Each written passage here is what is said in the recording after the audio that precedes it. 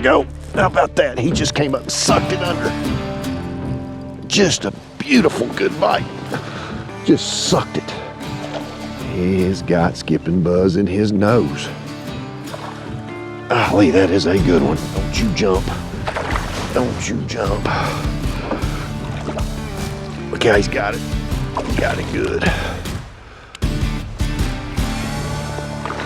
Come here, sister. You're caught. I think. Got you.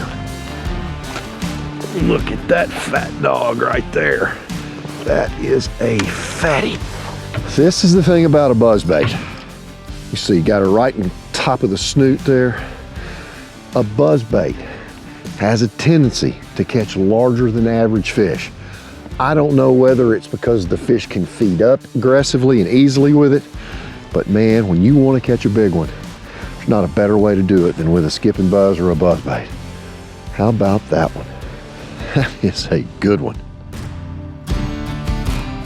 Strike King Pro Mark Menendez here with you, and on an old blustery, overcast day, just caught an awfully good fish on a buzzbait. And one of the things I love about a buzzbait is the grade of fish that you tend to catch with one. It tends to be a larger fish, and we just proved that.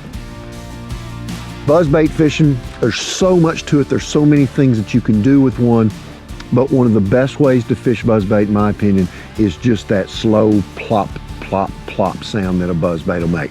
You can fish it fast, you can with a real high-pitched sound, but that slow plop, plop, plop sound does so well on catching those big ones. And I've got a great buzzbait here that does a lot of different things for me. It's the Strike King Skipping Buzz. And you notice there's some different features about this buzzbait that do multiple things for me. First thing you're going to notice about this buzzbait is this little arm right here. This keeps the bait compacted, keeps the bait down such that the blade doesn't grab water. When I go to skip the bait this way up under the cover, the blade doesn't catch and it doesn't bend the arm up. This also acts for the longevity of this bait. The more fish you catch, it keeps the wire in shape and it doesn't wear the wire out. We've got this dress with a toad on the back of it. It's got a great super sharp needle point hook on it, and you can see the tooth marks on that bait. You see how that big fish just clobbered it and got the whole thing. The bait's pretty cool in the shape and the sound. One of the things I can do with it, if I want to slow the bait down, I can bend the blade out here, the cup of the blade out here, and flatten that bait, the blade, and that slows a buzzbait down a whole heck of a lot more. If I want to move the bait faster, bend the cup a little higher into the blade, and that'll make it a little bit faster retrieve. The one thing I really do like about the Skipping Buzz is the fact that it's got a good little whistle. Hear that little metallic whistle to it, just where that blade hits the rivet there, and it squeaks on its own. You know, in the past, I've always had to wear these things out, hold them out the window of my truck as I'm going down the road or whatever, but I like that little squeak in a buzzbait, and I tend to hear that real well when I'm using that plop, plop, plop retrieve. The one thing about the toad is it's a different profile that the fish are not used to. I can slow the bait down, and it seems to make these big fish react well to it, as with any buzzbait. Skipping Buzz gives you a couple of choices here. You get a toad in here, and then you get a 4-inch rage swimmer on there as well. I've done equally as well with these baits. I like the rage swimmer on there.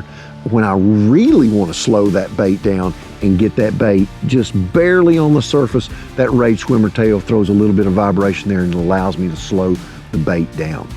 Some misnomers about buzzbaits. Cold water.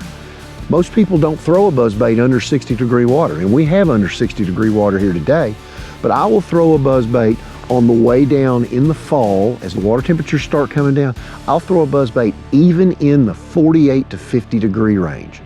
Now, I'm not looking to get many bites like that, but when I do, it's always one that's about that far between the eyes. It's always a big fish for whatever area you're in.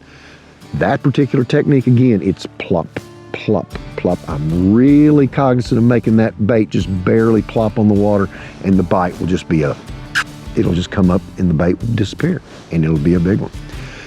pre-spawn fish, you know, when you're in the spawn and pre-spawn right there beforehand, it's a great way to find fish. It may not catch the fish, but what it will do is it'll give me that fish's address. I come back in there with a soft plastic like a game hog or a space monkey or something like that, and I can pick that fish off. After the spawn, the fish are definitely guarding their fry. A buzzbait, man, you disturb those fry with a buzzbait, get ready. It's gonna look like somebody jumped off of a diving board onto the bait. That buck bass is gonna eat that thing so well. And again, in the fall, I'll come with a white toad on the back of it. Fish are feeding on game or bait fish in the back of the creeks. A white toad or a white rage swimmer on the back of it makes this thing deadly in the fall. And as we go down, hit those water temperatures go down, it's always a black one when the water temperature is in that 48 to 50 degree range. The skipping buzz is a great bait before its name. This bait is designed to skip under things. Weight forward, it's got aggressive teeth on the weight there to hold your soft plastic in place. But when this bait hits and skips, all that weight carries that bait 2 or 3 or 4 skips under a boat dock or under a tree. Very unique presentation. Bass don't see that very often, but I'm telling you, there's something about a buzzbait that will get those big fish to react. On a day like today, I'm gonna pick it up and throw it again.